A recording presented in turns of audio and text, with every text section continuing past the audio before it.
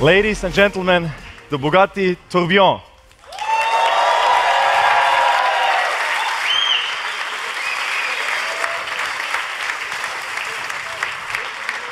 And please, a big applause for the fastest man on the road, our chief test driver, Andy Wallace.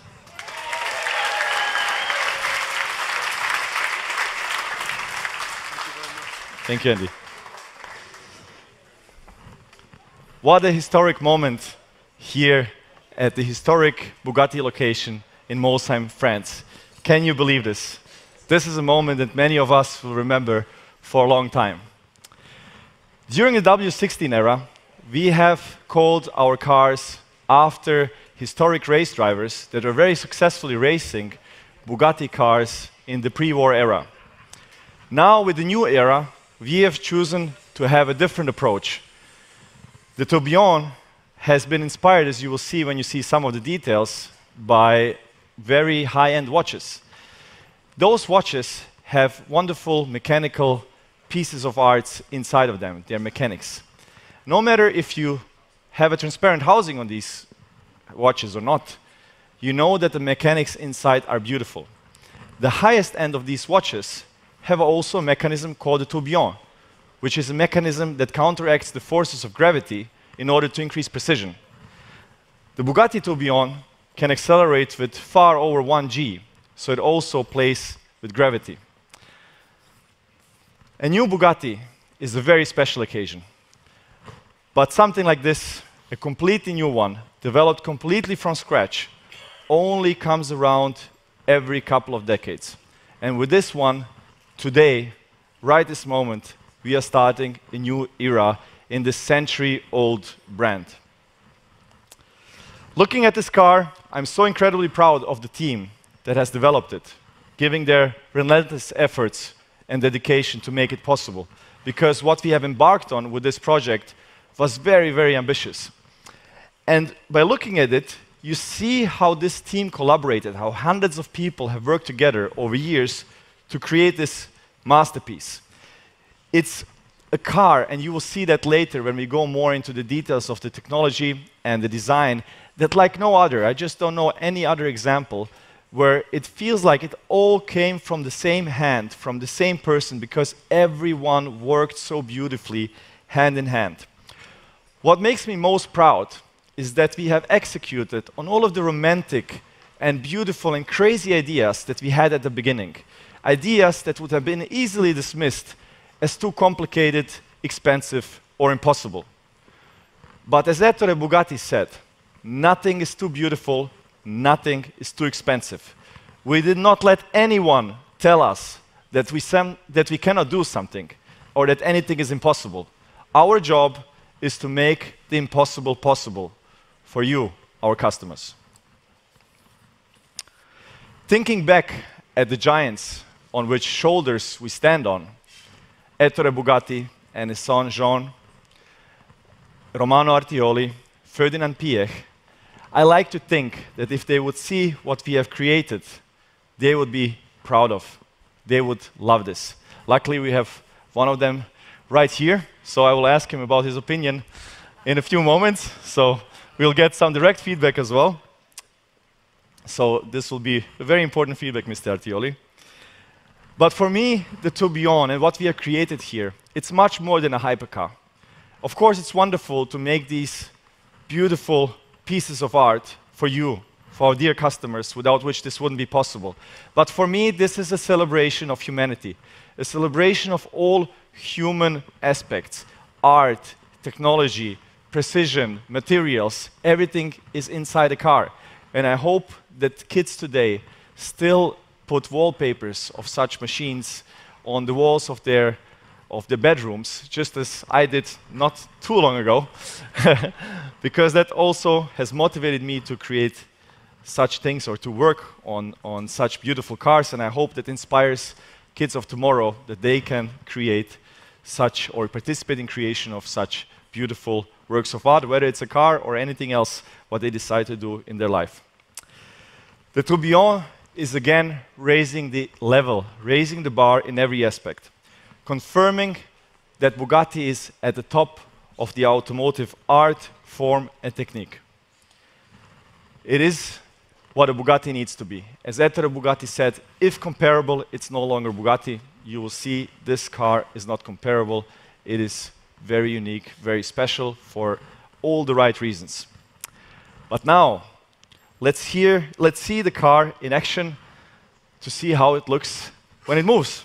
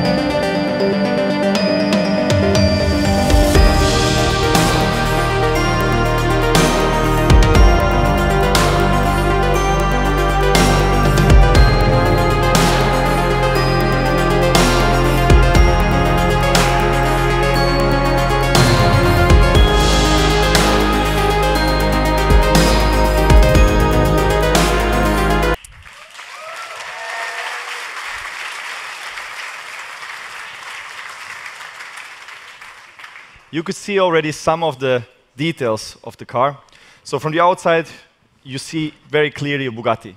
So the exterior design has been clearly an evolution, but the whole car is a revolution. It does not share any component with any other car. It doesn't share any component with the Chiron or with the Nevera or with any other car on the planet. Everything is completely new, and you will see some very special things about it. But let's hear first from the design director, Frank Heil, about the design behind the car. Frank.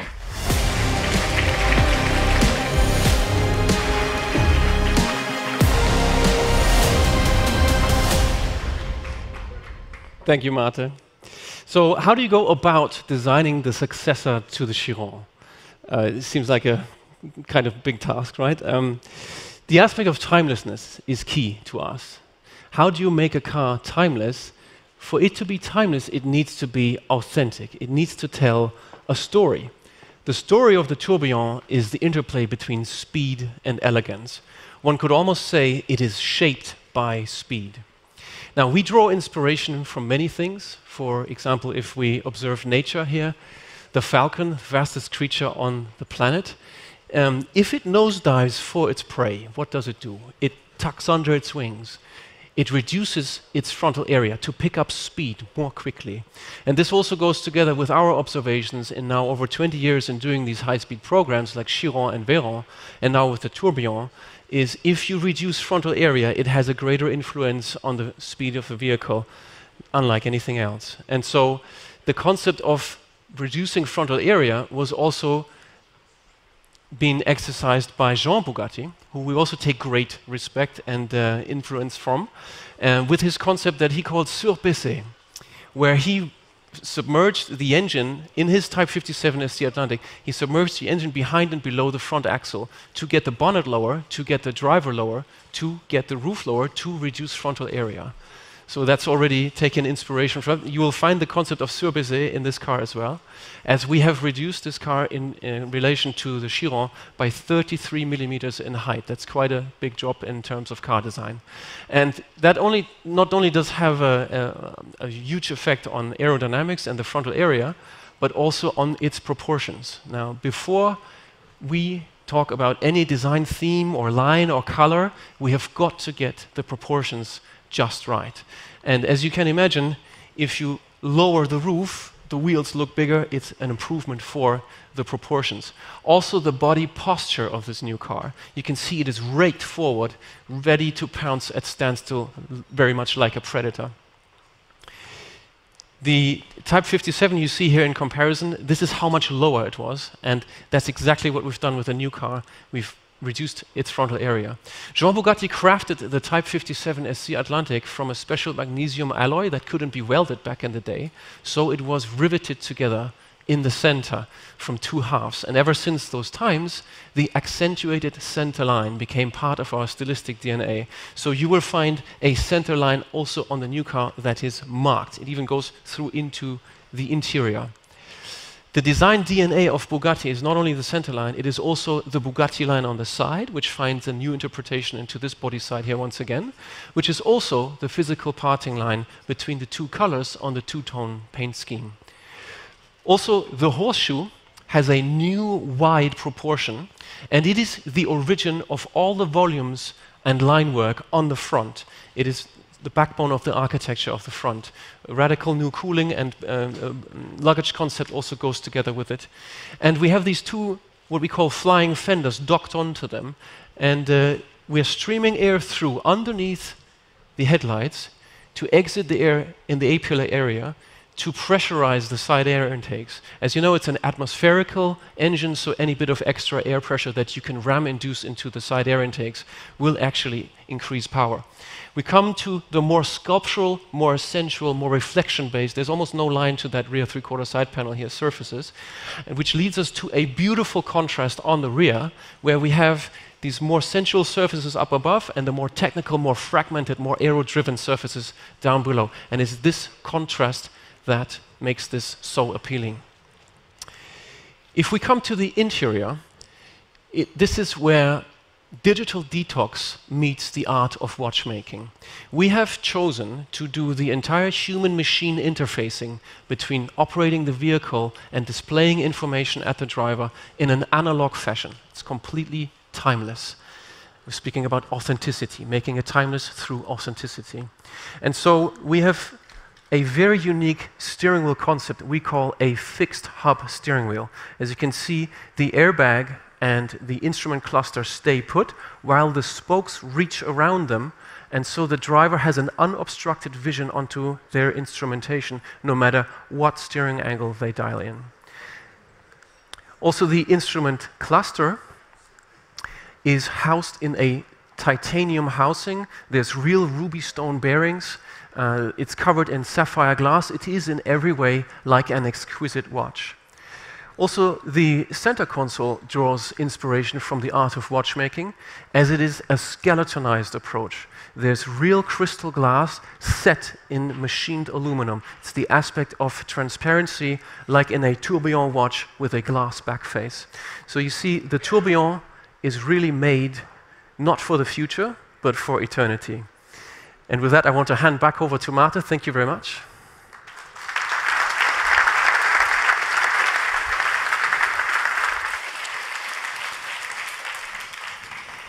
What a beautiful job Frank and his team has done. But we will now talk more about the underpinnings that made it possible. The technical details of the car that were developed by Emilio Scervo, our CTO, and his team of over 300 engineers who have worked on this project. Some people might think that design is something that you just do in the air, something like a facade on a house, something that you just do on top of a technical platform. And actually, that's quite true for many cases, and that's how fake air vents came to be, or fake exhaust, because the designers imagined something that has no technical reason for existing. A Bugatti is completely different. We like to say what you see is what you get. If it looks like aluminum, it is aluminum. If it looks like carbon, it is carbon. And this is also true here. Everything has a function. Every little thing, like what Frank explained, for example, this hovering lights with the air channel underneath it, everything has a reason to exist. So, like no other car before, I believe the technical team and the design team have worked so closely hand in hand to create something that comes like from one person, but actually from hundreds of people who have worked on it. When designing a car, there is usually an interior and exterior design team. Two design teams that work hand in hand to develop what the customer sees from the outside and inside. And then the stuff in between, the technical part, is usually just done by the engineers to fulfill its purpose. It's usually doing its job, nobody cares how it looks like, and just to do whatever it needs to do for the cheapest and simplest way possible. We did not want to work like that. We want the Bugatti to be perfect, even where you don't see it, even where you will never see it. You need to know that the Bugatti is perfection, even where you never look. It's important to us, because we want every piece of it to be perfection. So we have created the third design discipline, which we called the rolling chassis design.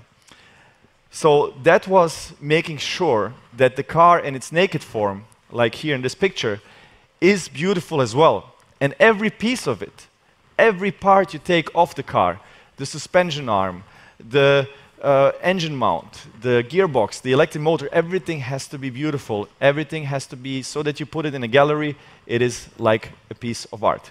And I guess you might already guess that this is the favorite part for me, for the car, the technical underpinnings that enable this wonderful design.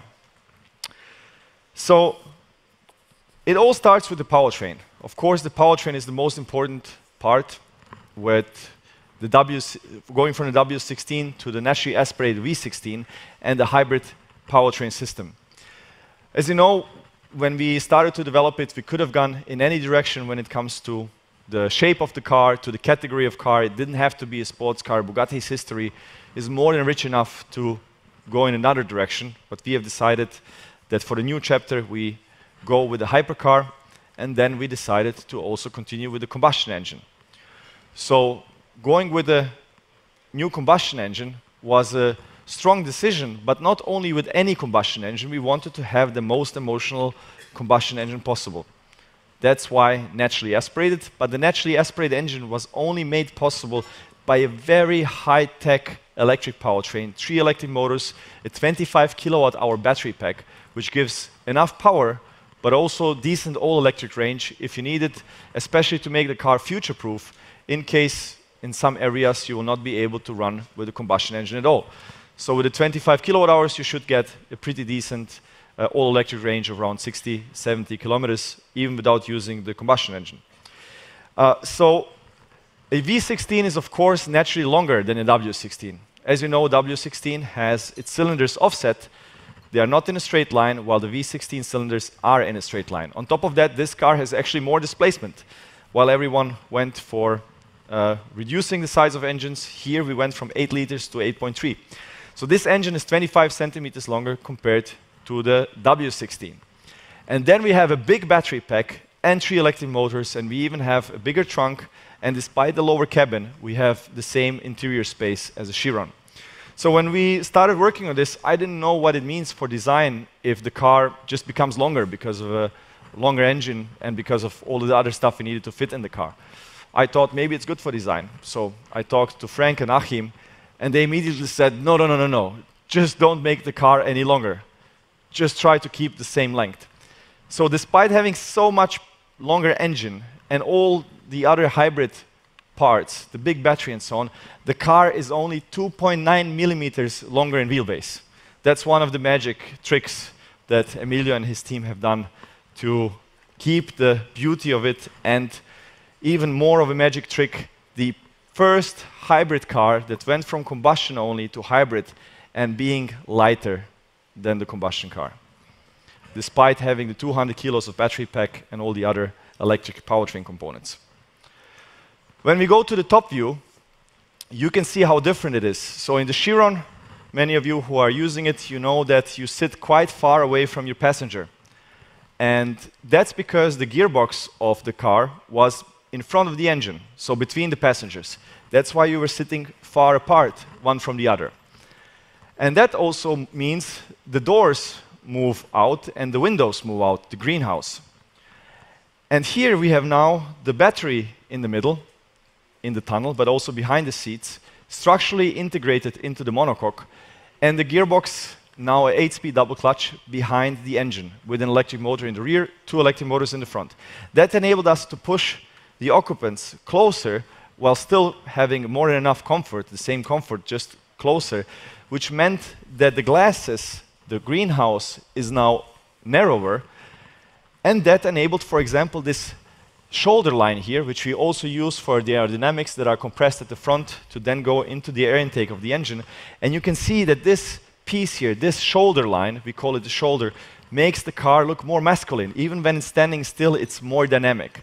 And that's something where you see where design is not just something on top, it's enabled by the technology underneath. It all works together. So because of the gearbox now moving to the back, the battery being more narrow, the seats moving closer, you have this masculinity that we have here. And then, of course, the engine. It's, as you have seen already, exposed. That was very important for us to see the engine and not just any kind of cover. This is the actual plenum of the engine that you see outside. And one of the things that we have managed to do, because for total air resistance is actually the drag coefficient times frontal area. And as Frank has explained, we tried to reduce the frontal area as much as we could. So the roof is lower, the bonnet is lower, but also the cabin is more narrow, so the frontal area is a lot smaller. So the aerodynamicists wanted actually to close the rear to achieve their aerodynamic targets, the drag coefficient, or to significantly reduce this opening. But we told them, no, no, no, no, no. You are talking only about the drag coefficient. You are forgetting that you need to multiply that with the frontal area. So we have reduced the frontal area greatly, so we can play a little bit by having some nice things like the big engine opening. So you just see how everything works together. There's no separate piece. Everything works as one concept. But now something very exciting. One very good decision that we did was we started immediately. As you saw this little model that I showed you as the concept of the car, we knew exactly what we want. So we started to develop the combustion engine immediately. We started with the battery. So we have the combustion engine running on dynos for already 2 years. So the powertrain is very mature. And what you will hear now is the actual sound of the engine accelerating from 0 to over 400 kilometers per hour. You will hear how it actually sounds. The video is CGI, but the sound is real. So listen to this.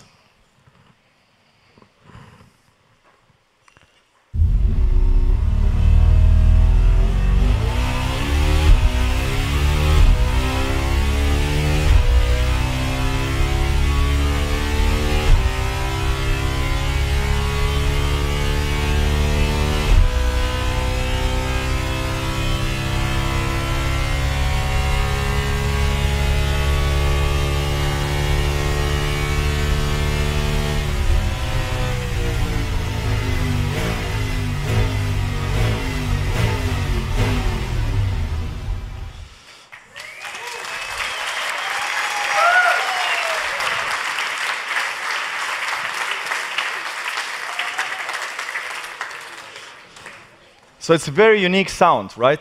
It doesn't sound like a V8, doesn't sound like a V12. It's something on its own, and that's what we wanted to achieve, something unique. And it's actually a very interesting combination. Quite an old school combustion engine, because no turbos, but actually made possible by a high-tech electric powertrain. It's kind of like how the anecdote of how electric cars got killed by the electric motor, by the electric starter, so people didn't have to crank their engine anymore. And that made it easier to use combustion engines. And then this killed the electric car. So the electric motor kind of killed the electric car 100 years ago. Here we have the electric motor saving the naturally aspirated engine.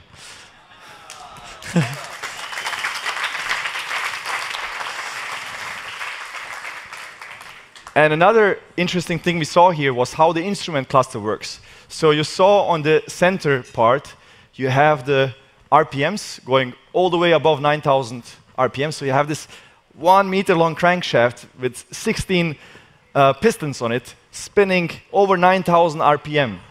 Then you have the speedometer, and you see how far it goes. So there is potential in this car. And on the right, you have the power meter in horsepower. You have 2 needles, one for the combustion engine, one for the electric powertrain. And you basically add up the power of each. So you could see now with full acceleration, the combustion one goes to 1,000 horsepower. The electric one goes to up to 800. So we have 1,000 horsepower from the combustion engine, 800 horsepower from the electric, for a total power of 1,800 horsepower. And all of these movements you see, all of these gears, they are actually moving the needles. So the needle is being moved by those mechanics behind it. Then you can also see on the lower side of the steering wheel the modes. On the left side are the chassis modes. So how you set up the suspension, steering, aerodynamics, and so on. On the right side is powertrain modes. We want to give power to the customers. We don't want to make decisions for you.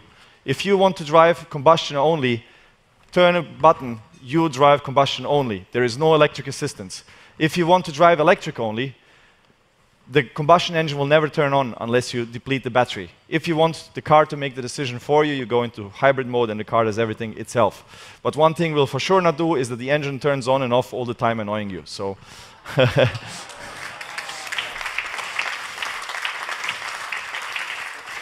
And another cool thing, on the left side, we are displaying the battery state of charge with an analog Swiss watchmaking instrument instead of a digital way. So we talked also about, let's talk a little bit about the numbers. Bugatti is not really so much anymore about numbers, it's about the whole package, but we have to mention them. I will just mention one, the 0 to 400 kilometers per hour is 7 seconds faster compared to the Chiron.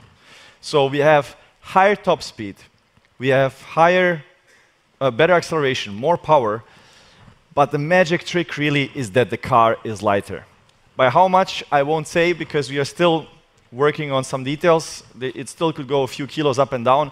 It won't be a lot, but it is lighter than the Chiron, which is, I think, a huge achievement, mostly thanks to Emilio and his relentless push for it, because he made sure that every kilo gets squeezed out. And how did we do that? Two things. One is architecture, so the overall concept. So big decisions at the beginning.